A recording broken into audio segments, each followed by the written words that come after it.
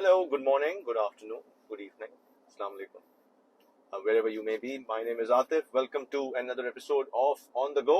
उम्मीद है कि आप जहाँ भी होंगे खैरियत से होंगे एंड चाय पी रहे होंगे, कॉफ़ी पी रहे होंगे, क्योंकि मैं तो इस वक्त पानी पी रहा हूँ और मेरे साथ हमेशा की तरह मौजूद हैं the doodle of them all, Danish.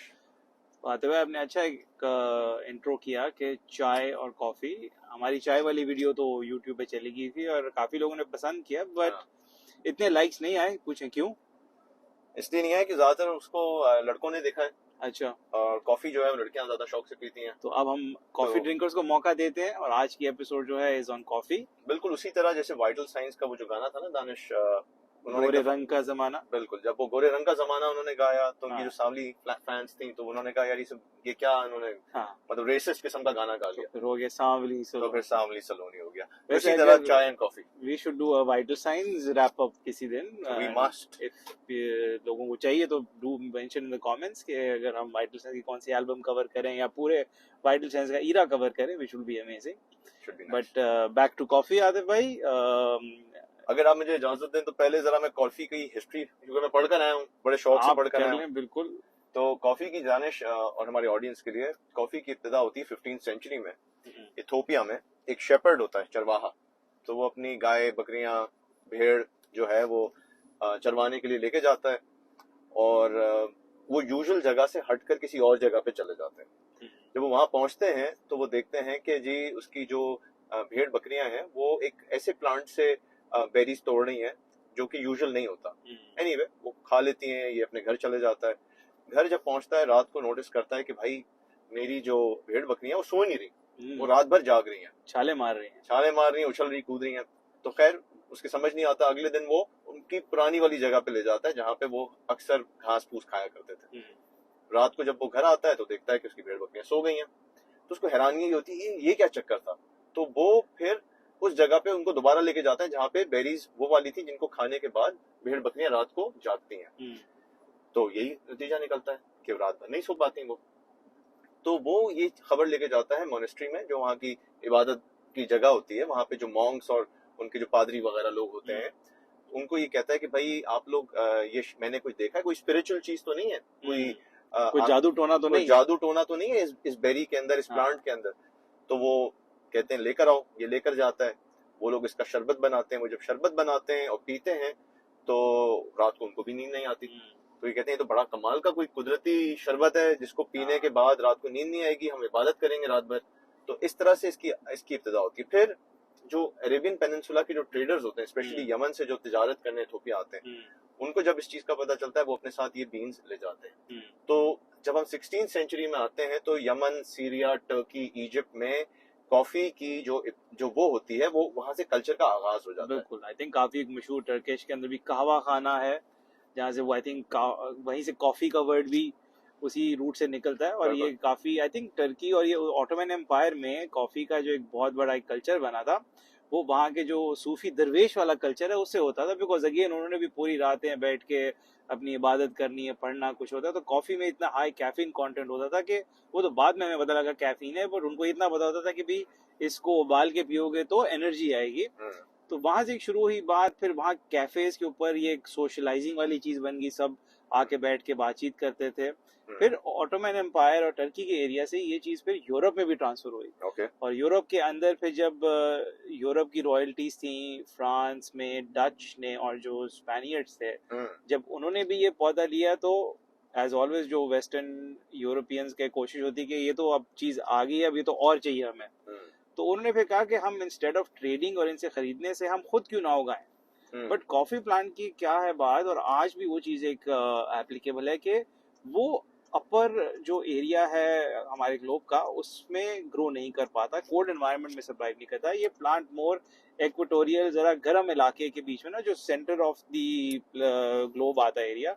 और आज की डेट में भी आते हुए जो मेजॉरिटी कॉफी प्रोड्यूस होती है वो इसी एरिया में होती है, जिसको हम कॉफी बेल्ट कहते हैं। तो ये लोग फिर इनकी जितनी भी कॉलोनीज थी, जैसे जो फ्रेंच थे वो उसको अपने ईस्ट इंडीज वाली साइड पे लेकर आए, जो अपना डच थे वो वेस्ट इंडीज वाली साइड पे लेकर आए, जो स्पेनियर्स थे वो उसको साउथ अमेरिका लेके गए। दैट इज वे ब्राजील के अंदर, विच इज आज की डेट का सबसे बड़ा coffee producer, that is the root के ये बीन वहां तक पहुंचा। और इवेंचुअली फिर ये ऑल ओवर यूरोप भी एक पॉपुलर ड्रिंक बन गया था। मगर एक चीज जो कॉमन रही उसमें वो ये है कि मतलब जाहिर है हर ज्योग्राफी में कॉफी डेट्स तो होती ही थी, मतलब वो आज आप भी कॉफी डेट पे जा रहे हैं शाम में, बिल्कुल, तो वो कॉफी के साथ डेट्स। तो ये तो ये कॉफी डेट्स जो है, तो वैसे ऑन अ लाइटर नोट ये लोग ये क्यों कहते हैं कि यार let's meet for a cup of coffee, मतलब ये क्यों नहीं कहते यार चाय पे डेट पे चलेंगे, कॉफी का क्या सीन है? क्योंकि वो याद है कि कॉफी जो था वो, क्योंकि आपके मंक्स और ये सूफीज और जो लर्नेड लोग थे, ये उनकी एक बड़ी कॉमन सोशल ड्रिंक बन गई थी। तो ये लोग जो थे कैफेज में बैठते थे, लोग इनकी बातें सुनने आते थे, इनसे कॉन्वर्सेशन करने आते थे। यहाँ तक कि यूके में जो कॉफी हाउसेस थे उनके लिए एक और जो वर्ड यूज किया जाता था, दे वर कॉल्ड पेनी यूनिवर्सिटीज। उनका क्या था कि 1 पैसे की चाय लें या कॉफी लें और फिर बैठ के लोगों की बातें सुने, and that is as good as एक यूनिवर्सिटी में जाने के लेवल पे। School of the learned cafes को कहा जाता है। बिल्कुल। अच्छा, तो इसमें ये भी चीज है कि कॉफी की जो डिफरेंट वेराइटीज हैं, पहले वो कैपेचिनो हो, बहुत कंफ्यूजन होता है ना, हम जाते हैं कि यार कॉफी पीनी कौन सी वाली पीनी है, समझ नहीं आ रहा, कैपेचिनो है, लाटे है, मैकियाटो है, एस्प्रेसो, अमेरिकानो, तो कौन सी कॉफी? तो उसका जो आसान जबान में अगर मैं उसका लुब्बे लबाब बताऊं, मोटी मोटी बात, कि कॉफी इन एसेंस इसका कौन सी आप कॉफी पी रहे हैं वो डिटरमिन करते हैं कि कितनी मिल्क की क्वांटिटी आप उसमें यूज कर रहे हैं। टिपिकली अगर मिल्क बेस्ड कॉफी है तो कैपेचिनो, लाटे, फ्लैट वाइट वगैरह जो होती है वो आप नाश्ते में ज्यादा यूज करते हैं, क्योंकि उसमें दूध का कंटेंट होता है, तो it keeps you heavy, it keeps you stuffed for the rest of the day. तो नॉर्मली लोग करते हैं कि मिल्क बेस्ड कॉफी सुबह नाश्ते में पी लेते हैं। अगर आप इटली जाएं तो इटालियंस गेट ऑफेंडेड कि अगर आप खाने के बाद मेरा एक दोस्त गया इटली अपनी वाइफ के साथ, तो वहां बैठा हुआ उसने रेस्टोरेंट में जाके बोला कि भाई मुझे कैपेचिनो ला दो लंच के बाद, तो वो the waiter got offended, a bit surprised कि यार कि भाई ये क्या मांग रहे हो। हाँ, क्योंकि एस्प्रेसो जो है वो पी जाती है खाने के बाद, मील के बाद, it helps you digest your food. Espresso वो ही काम करती है जो हमारे यहाँ ग्रीन टी टिपिकली हम कहते हैं कि यार ग्रीन टी हाजमे के लिए आपने ग्रीन टी पी ली या कहवा पी लिया तो आपकी डाइजेशन हो जाती है। इससे आदमी में कनेक्ट करूंगा, विच इज जो बड़ी एक पॉपुलर ड्रिंक जिसको आजकल आप ब्लैक कॉफी या अमेरिकानो कहते हैं। मेरी तो फेवरेट अमेरिकानो है। उसकी भी एस्प्रेसो के साथ एक हिस्ट्री है। अच्छा। सो जो एक ब्लैक कॉफी जो थी वो ये एक्सप्रेसो ही होती थी जो इटालियन पीते थे, and this is a very syrupy और एक थिक है और छोटे से कप में आती है, एस्प्रेसो शॉट्स कहते हैं, कॉन्सेंट्रेटेड होती है। तो जब वर्ल्ड वॉर के जमाने में अमेरिकन सोल्जर्स इटली पहुंचे तो उनको भी कॉफी का शौक था, तो जब वो कॉफी मांगने जाते थे आपके दोस्त की तरह, उनको वो एक एस्प्रेसो दे दी जाती थी जो अमेरिकन को पसंद नहीं आती थी, क्योंकि वो लाइट और डाइल्यूटेड कॉफी के आदी होते थे। तो उन्होंने क्या करना शुरू किया कि उन कैफे वालों से कहते थे कि एक एस्प्रेसो ला दो और साथ में 1 कप गर्म पानी ला दो। तो उस गर्म पानी के अंदर एस्प्रेसो शॉट को मिक्स करके फिर वो अपनी कॉफी पीते थे।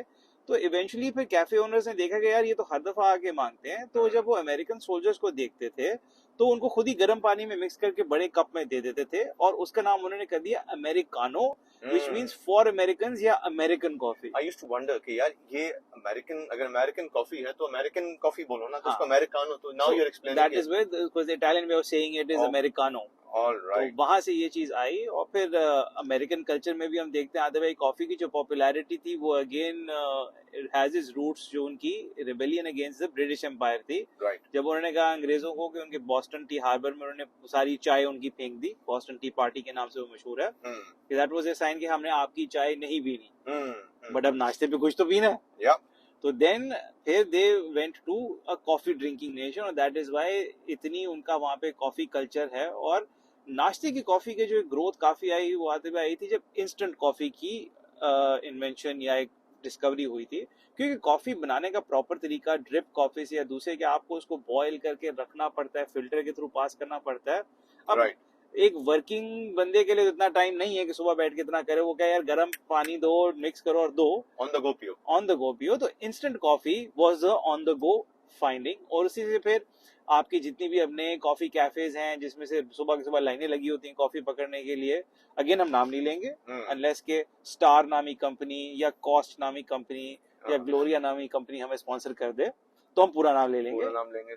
But till that time coffee cafe से तो वहां पे ये कल्चर आया कि आप जो है वो कॉफी टेक अराउंड करके, टेक अवे करके you can go and have it before your day starts। मेरे एक दोस्त ने मुझसे कहा कि तुम्हें पता है, जो मैंने आपसे सवाल पूछा, क्यों पूछा, इसलिए क्योंकि मैं चाह रहा था कि मैं रिलेट कर पाऊं कि एक और दोस्त ने मुझे ये बात की थी कि लोग कॉफी डेट्स पे लड़कियों को क्यों मिलते हैं? हम्म, क्योंकि coffee for some reason stays warmer for a bit longer versus a tea. oh, अब आई डोंट नो उसकी क्या लॉजिक है, या तो उसकी इनहेरेंट प्रॉपर्टीज कॉफी बीन्स की ऐसी होती हैं कि वो ज्यादा देर गर्म रहती है, okay. या फिर टी की पत्ती शायद इतनी, वट एवर इट इज.